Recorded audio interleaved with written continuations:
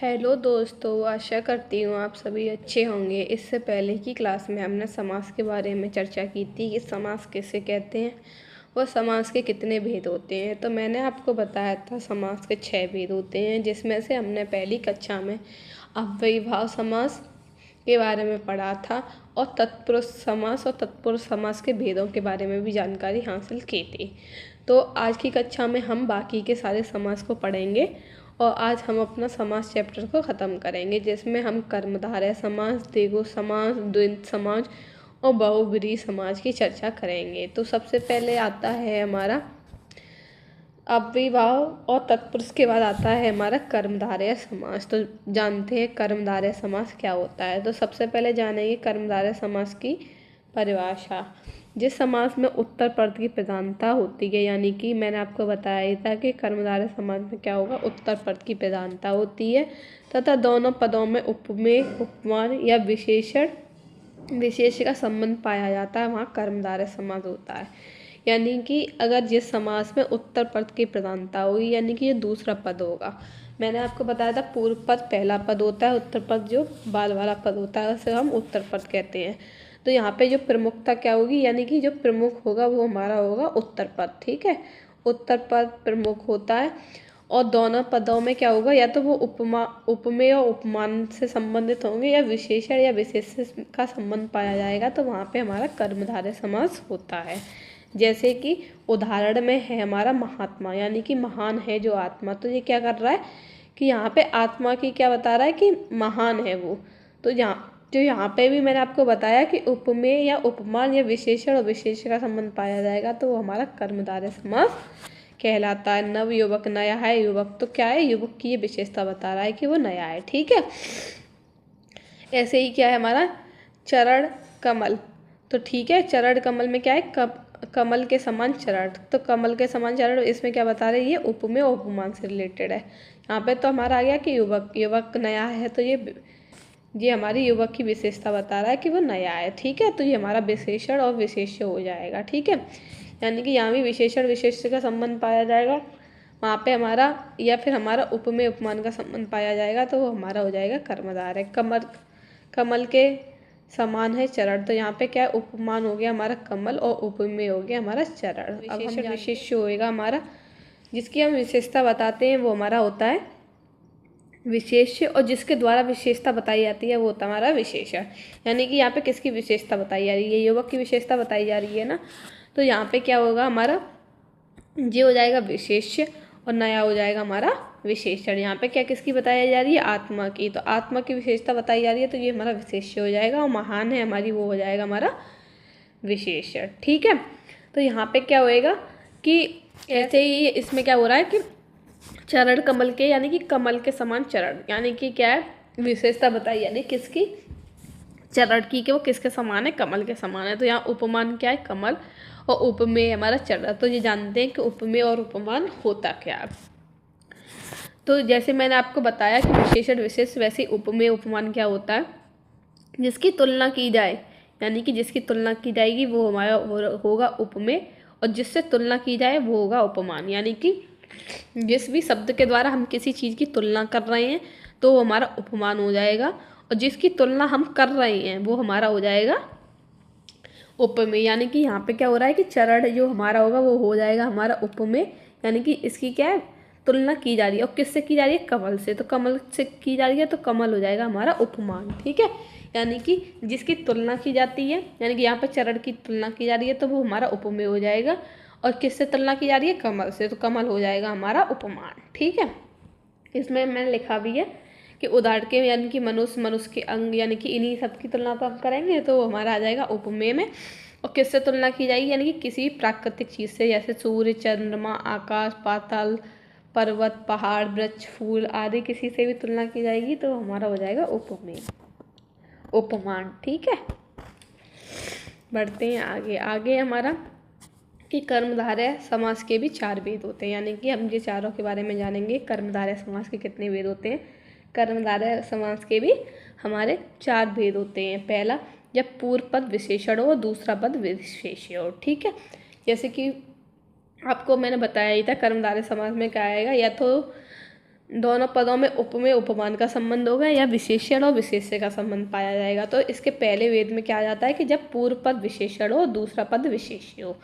ठीक है, जैसे महात्मा यानी कि महान है जो आत्मा। ठीक है, किसकी विशेषता बताई जा रही है? आत्मा की। और क्या विशेषता बताई है कि वो महान है। तो ये पहला पद हो गया हमारा विशेषण और दूसरा पद हो गया हमारा विशेष। परमेश्वर यानी कि महान है जो ईश्वर। तो क्या बताया जा रहा है? किसकी विशेषता बता रही है? ईश्वर की। ईश्वर की विशेषता बताई जा रही है, तो ये विशेष्य हो गया। और क्या विशेषता बताई जा रही है? कि वह महान है, तो महान हो गया हमारा विशेषण। ऐसे यहाँ पे प्रिय सखा, प्रिय है जो सखा यानी कि ये हो गया हमारा विशेष्य, ये हो गया हमारा विशेषण। नीली है जो गाय, गाय की विशेषता बताइए, ये विशेष्य हो गया और नीली हो गया हमारा विशेषण। ऐसे ही हमारा और उदाहरण तलवार, छुटबेया, खड़ी बोली, पीताम्बर, सज्जन, ये सारे जो भी एग्जाम्पल्स हैं वो हमारे हो जाएंगे, हमारे पहले वेद में आ जाएंगे। यहाँ पे पूर्व पद विशेषण होगा, दूसरा पद विशेष्य होगा। ठीक है, आगे बढ़ते हैं। आगे में क्या है? दूसरे में हमारा जब पूर्व पद विशेष्य हो तथा उत्तर पद विशेषण हो, यानी कि जस्ट अपोजिट। यानी कि क्या है? पहला पद होगा वो हमारा विशेष्य होगा और दूसरा पद होगा वो हमारा विशेषण होगा। जब नाम पहले आए और विशेषता बाद में बताई जाए, यानी कि जिस व्यक्ति की विशेषता बताई जा रही है वह पहले आए और जिससे विशेषता बताई जा रही है वह बाद में आए। यानी कि कुमार श्रवण, तो क्या बताई जा रही है? कुमार आ गया पहले और श्रवण आ गया बाद में, यानी कि विशेष्य आ गया पहले और विशेषण आ गया बाद में। ऐसे श्याम सुंदर, तो सुंदर आ गया बाद में, यानी कि सुंदर हो गया विशेषण, तो ये आ गया बाद में। और श्याम हो गया विशेष, यानी कि श्याम सुंदर है। ठीक है,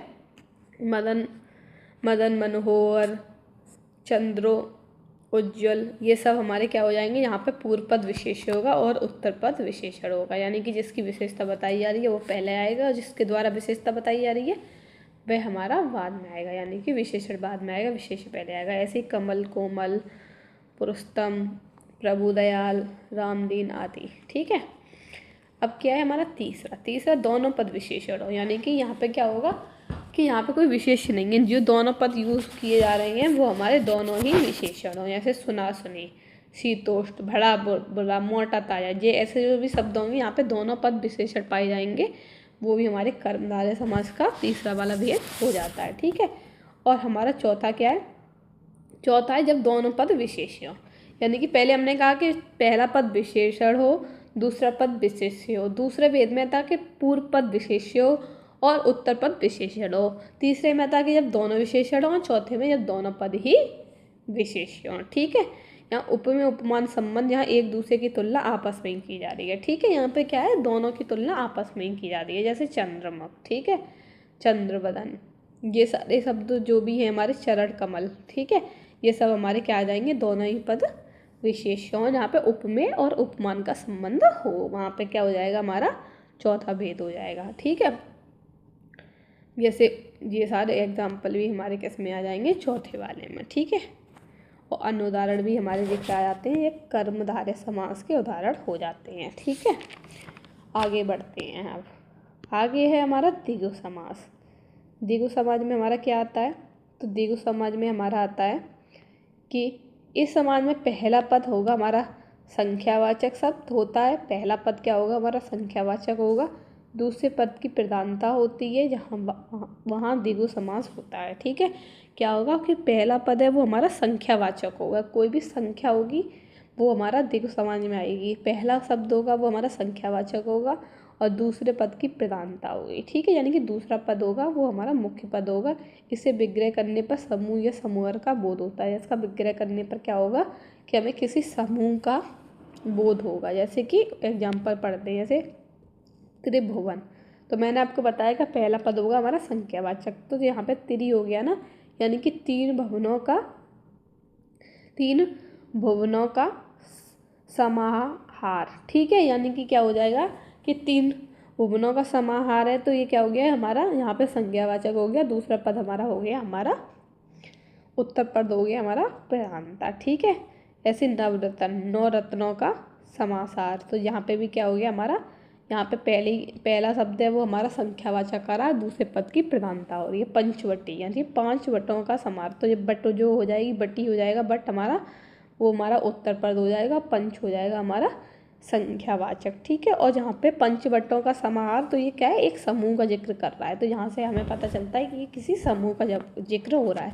जैसे नवगिरह यानी कि नव गिरहों का समाहार, यानी कि 9 गिरहों का समाहार में क्या हो जाएगा कि नव है हमारा संख्यावाचक, किसकी विशेषता बताई जा रही है, यानी कि जो प्रधानता है वो किसकी बताई जा रही है, वो हमारे दूसरे पद की यानी कि ग्रह की। और जब हम इसका विग्रह करेंगे तो हमें पता चलेगा कि ये एक समूह की बात कर रही है। ऐसे ही हमारा चौराया हो जाएगा, सतसई हो जाएगा, पंचपात है, त्रिकोण है, ये सब हमारे क्या आ जाएंगे, ये हमारे द्विग समाज में आ जाएंगे। यानी कि द्विग समाज में बस आपको ये देखना है कि पहला पद अगर संख्यावाचक शब्द है और दूसरे पद की प्रधानता बताई जा रही है और उसे विग्रह करने पर क्या हो रहा है कि हमें किसी समूह का बोध होगा, तो वहाँ पे हमारा द्विगु समास हो जाता है, ठीक है। अब बढ़ते हैं आगे। आगे है हमारा द्वंद्व समास।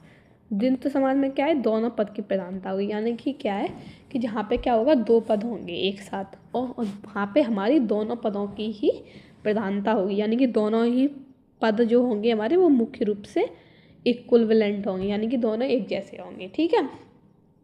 इसमें विग्रह करने पर और या अथवा जैसे शब्दों का प्रयोग हो जाता है, ठीक है। यानी कि जब हम विग्रह करेंगे तो और भी लग सकता है, व लग सकता है, अथवा लग सकता है, या लग सकता है। इसमें समास विग्रह करने पर अंतिम पद के अनुसार संपूर्ण पद का लिंग वचन निर्धारित होता है, ठीक है। यानी क्या होगा, जब हम इसका करेंगे समास करने पर जो अंतिम पद होगा ना, उससे ही हम अपना पूरा जो पद बनाएंगे समास बनाने पर, यानी कि विग्रह पे तो अलग अलग ही हैं, लेकिन जब हम उसका एक समास बनाएंगे तो जो हमारा अंतिम पद होगा, दूसरा पद होगा, उसके हिसाब से हम लिंग वचन निर्धारित करेंगे, ठीक है। और इसे योजक चिन्ह का भी प्रयोग होता है, और इसमें क्या होगा, योजक चिन्ह का भी प्रयोग होता है, जैसे माता पिता भाई बहन आदि, ठीक है।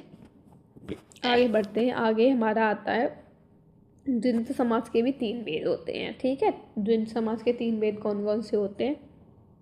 पहला आता है हमारा इतरेतर द्वंद्व समास। ये कौन सा होता है हमारा, इस समास में सभी पद स्वतंत्र अस्तित्व रखते हैं, यानी कि जो भी पद होंगे इसमें जो भी पद प्रयोग किए जाएंगे वो किसी दूसरे पर आश्रित न होकर के स्वयं आश्रित होते हैं, और सभी शब्द और शब्द के योग से बधे हुए होते हैं। और जब इनका हम विषय वो करेंगे, विग्रह करेंगे, तो क्या होगा इसमें कि इसमें हमारा और शब्द निकलेगा, यानी कि और शब्द से दोनों शब्दों का मेल हुआ होगा। इस समास में प्रायः बहुवचन में होते हैं, यानी कि ये हमेशा क्या होंगे, बहुवचन में होंगे। जैसे राधा कृष्ण, तो इसका हम विग्रह करेंगे तो हो जाएगा राधा और कृष्ण, माता पिता, माता और पिता, ऋषि मुनि, ऋषि और मुनि, देश विदेश, देश और विदेश, बेटा बेटी, बेटा और बेटी, यानी कि क्या है, और शब्द के योग से बंधे हुए हैं और अपना स्वतंत्र अस्तित्व रखते हैं, यानी कि एक दूसरे पर डिपेंड नहीं है, क्योंकि माता अपना अलग अस्तित्व रखती है, पिता अपना अलग है। ऐसे राधा और कृष्ण अपना अपना अलग अस्तित्व रखते हैं, बेटा बेटी अलग अलग है,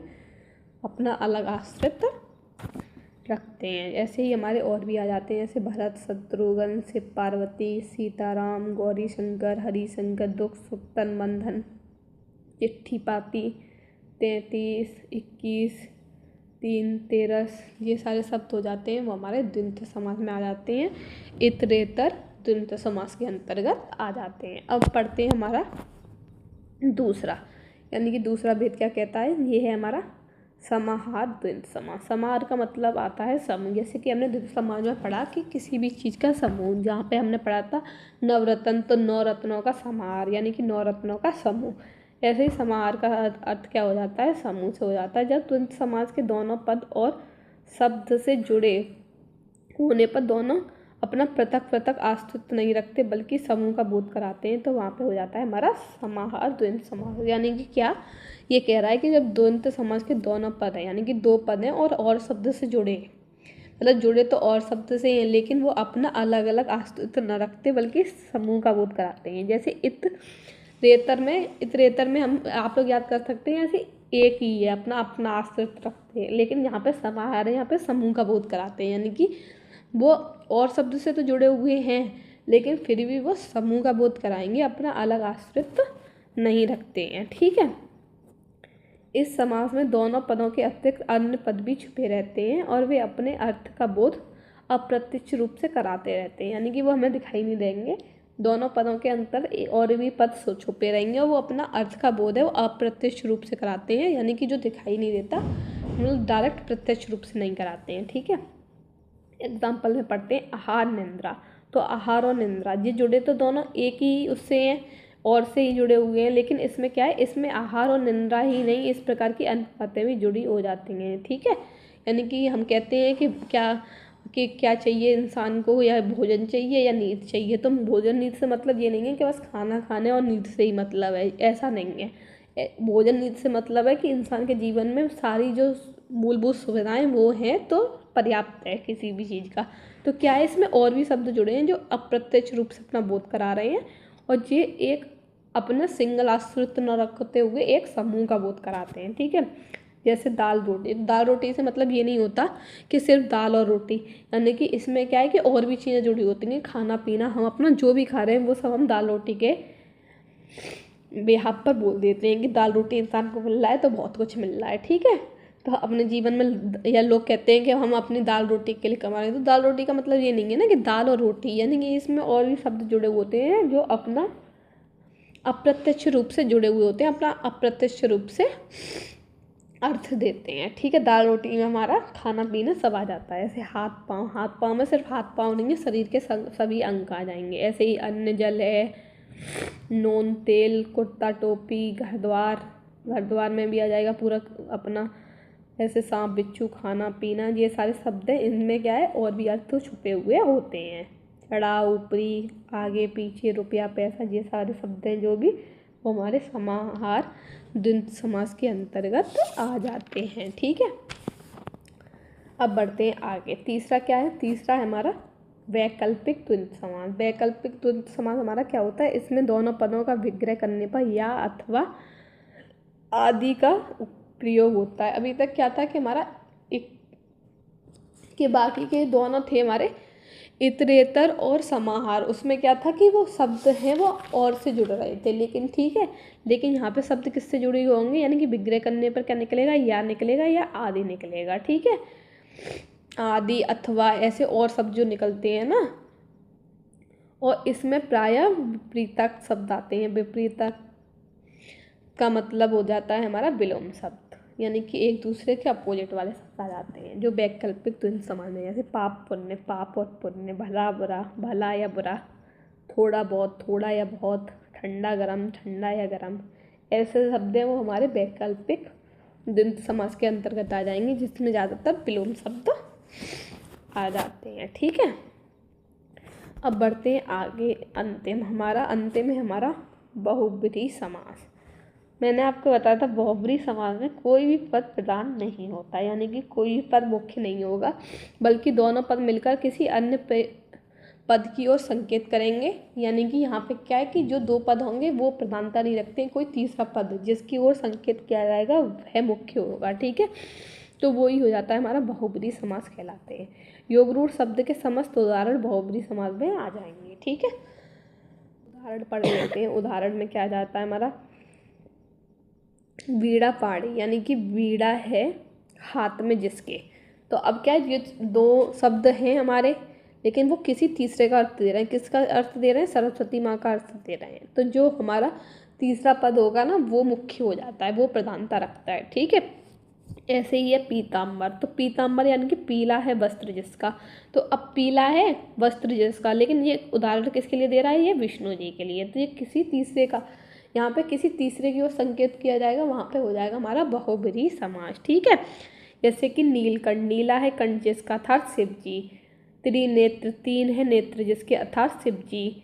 चंद्रमौली, चंद्रमा है मस्तक पर जिसके अर्थात शिव जी। एक दंत, एक है दांत जिसका अर्थात गणेश जी। यानी कि किसी तीसरे की ओर संकेत दे रहा है ना, तो यहाँ पे भी क्या है कि दोनों पद मिलकर के अपना अस्तित्व नहीं रखते, किसी तीसरे की ओर संकेत देते हैं और वही मुख्य प्रधानता रखता है, तो वहाँ पे हमारा बहुब्रीहि समास हो जाता है। जैसे मोदक प्रिय, यानी कि मोदक है प्रिय जिसके अर्थात गणेश जी। गजानन, गज है आनंद जिसका अर्थात गणेश जी। लांबोदर, लंबा है उदर जिसका अर्थात गणेश जी। ये सारे शब्द होंगे वो हमारे बहुब्रीहि समास में आ जाते हैं। ठीक है, ऐसे ही हमारा आ जाता है चंद्रा पंचानन, दशानन, ये सारे शब्द भी हमारे किस में आ जाएंगे, ये सारे शब्द भी हमारे बहुव्रीहि समाज में आ जाएंगे। इसके अलावा अन्य बहुव्रीहि समास के उदाहरण मैंने आपको डाले हैं, क्योंकि कभी कभी ये मुख्य रूप से प्रयोग किए जाते हैं, जिसमें से कुछ प्रमुख हैं जो कि एग्ज़ाम के पर्पज़ से भी पूछे गए हैं, जिसमें हमारा कुछ शब्द आ जाते हैं, जैसे कि हमारा ये जो नीचे के शब्द हैं वो हमारा पतझड़ है, ये है मुख्य हमारा पूछा गया है कई एग्ज़ाम में। कनफटा हमारा आ जाता है। अभिज्ञान शकुंतलम, बारहसिंगा, वाराणसी, जिसके पंजाब आ जाएगा हमारा। ऊट पटांग आ जाता है हमारा। चौंतडी आ जाएगा। ये सब हमारे क्या हैं, ये अलग हैं, जो कि आपने नहीं सुने होंगे। ठीक है, तो ये सब हमारे अन्य महत्वपूर्ण शब्द हैं जो हमारे बहुब्रीहि समाज में आ जाते हैं। तो एक बार आप इन्हें भी देख लीजिए और नोट्स बना लीजिएगा। जैसे मिठ बोला हुआ हमारा, गोपाल हुआ, दिगंबर हुआ, 10 मुख हो गया हमारा,